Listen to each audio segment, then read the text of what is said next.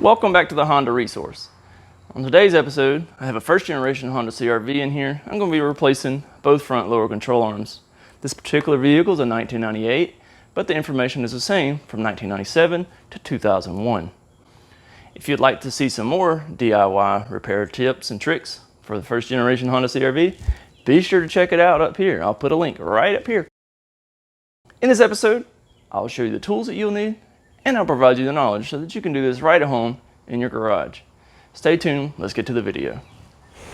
All right, so I think this is all the tools that I'm going to be using. So here I have a 2-pound sledgehammer, a 3/8 impact, 1/2-inch impact. You can do this job without impacts, but it vastly improves the process if you have those. So I would definitely recommend having impact.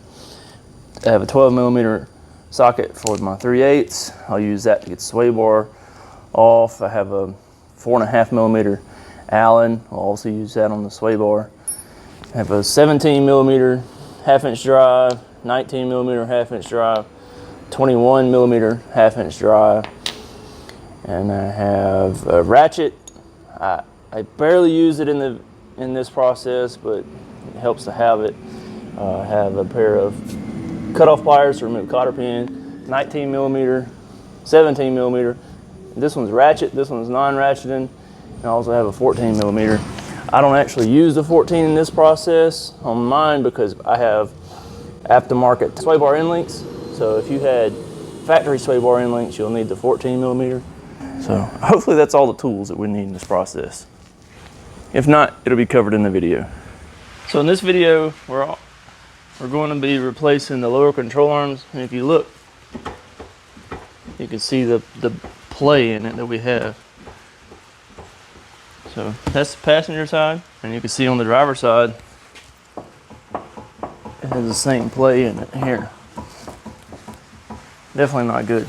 So we'll begin by removing the 5 lug nuts. They're 19mm. Alright, so on our lower control arm, to remove it, we'll have to remove the lower ball joint, the shock fork, strut fork. I went ahead and sprayed this with some PB Blaster just so it can be soaking. We'll have to remove this bolt here, these two, and this one. Those are 19s. And we'll have to remove sway bar end link here. So this one's aftermarket appears, and looks like it has a 17 on it. Factory they have a 14 nut. All right, so to begin with, I'll remove my cotter pin off of my lower ball joint, and then we can get this lower ball joint loose. 17mm. Don't take it all the way out. So the way I get these lower ball joints out is I loosen it like so, and then hold up on the spindle, right, and hit it right here on the side with my 2-pound hammer. You see it popped it right loose. All right, now I can get the rest of this mess off. So we gotta get this lower shock fork off. It's 17mm.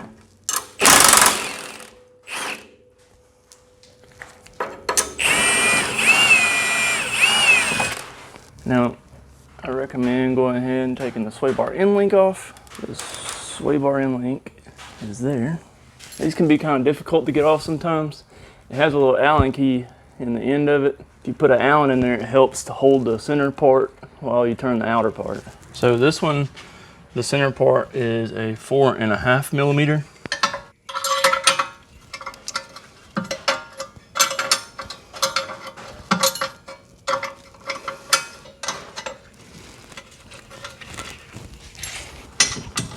All right, now we have that loose.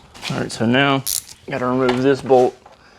It's 19mm. It's gonna be difficult to get a power tool in here. Ratchet and wrench works pretty good. All right.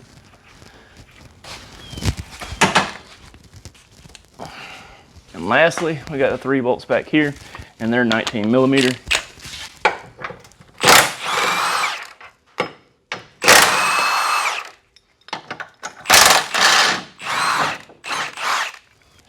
looks like we may have to lower the sway bar to get this out. All right, so like I said, these are 12. And now the sway bar will come down enough that you can get the whole assembly out. So we'll just continue getting this bolt out.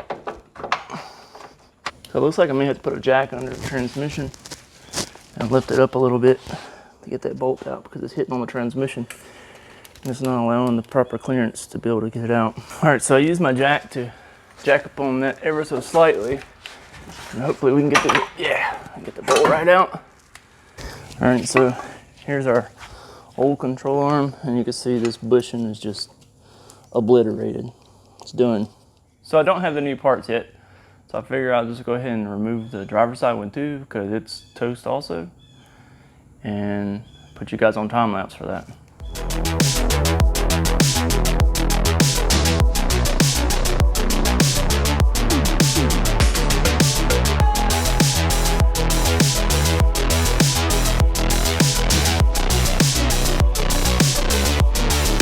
All right, so just picked up 2 new lower control arms. So the new one that comes with a new bushing for the back. Obviously the nut on it's not tight, little tab on here. So we'll have to make sure to line that up with this little hole. So it'll go kind of like so. And then once we get it installed, we'll tighten up this nut. All right, so to install this, I'll just start by putting the bolt back in here. There we go.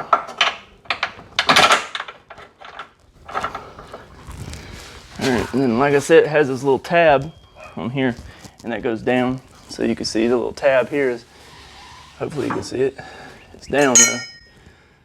So that's how we want it. And put the little hole in our bracket here, just like so. So the short bolt goes here, the longer one goes towards the front, and the other shorter one goes toward back. Tighten this one down a little bit. Again, these back here are 19 millimeter. This one's also 19 millimeter. All right, so I've kind of got this one down a little bit. It's not even snug, so now I can go ahead and get my ball joint in it here. Our 17 castle nut. And so once I get this started, I can put my bolt shock fork.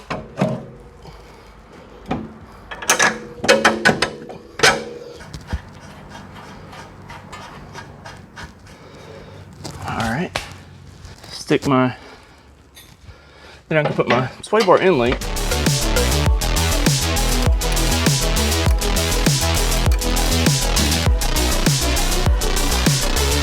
And then we can reinstall our sway bar here. Now, the bracket that goes on it has an arrow with FR, so front. So the arrow points to the front.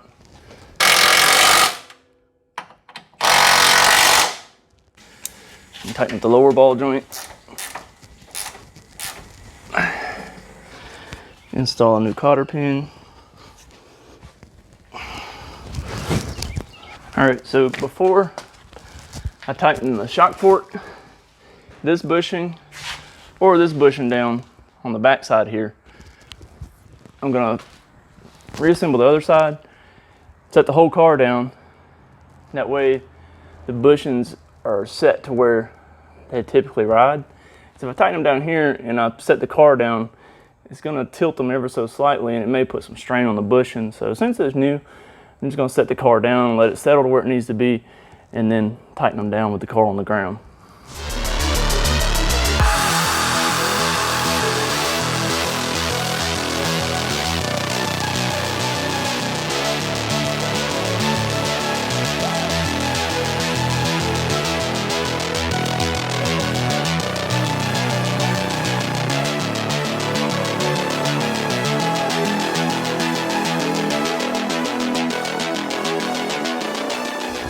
Then we'll reinstall both wheels.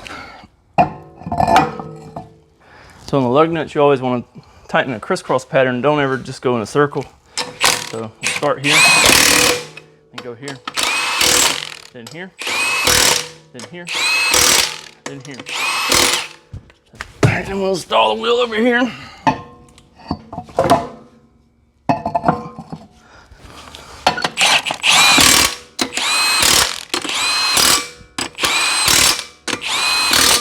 So now I've got the car sat down on the ground.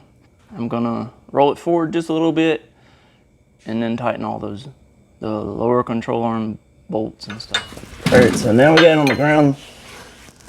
The suspension's settled. We can tighten up our shock port.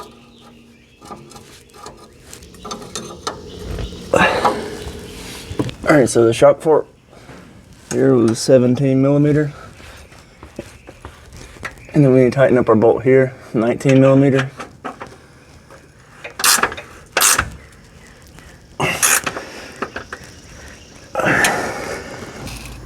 All right, and then finally, this bolt on the back here of the bushing. This one's a 21 millimeter on this case since this is aftermarket. I think on the factory one it may be a 17 or 19, I'm not sure. Like I said, this aftermarket is 21.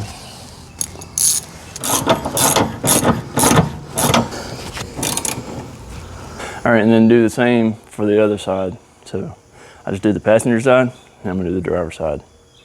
So that concludes the video. Now I know that you can replace your low control arms right at home and in your garage. I've shown you the tools you need, and I've provided you the knowledge that you can do it yourself. I hope that you stick around, check out some more videos on the first generation Honda CRV. I've got a whole playlist dedicated just to the first generation. If you found this video helpful, please smash the like button, leave a comment, let me know how it helped you. I'm always eager to hear how it helped someone. That's all the reward I get from this. Feel free to subscribe below, and as you can tell, I've got some more content hopefully coming out on these first generation CRVs, so be sure to hit the bell for notifications so that you know when I post a new video just for these jewels. Thanks for tuning in. Hope to see you on the next one. Peace.